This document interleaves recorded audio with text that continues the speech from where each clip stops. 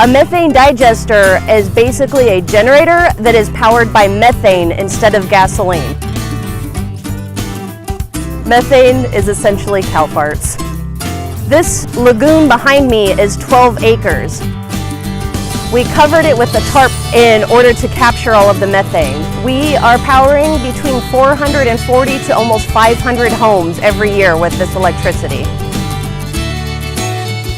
As of this morning, we are up to 14,772 cows on this dairy that are helping to produce the electricity here.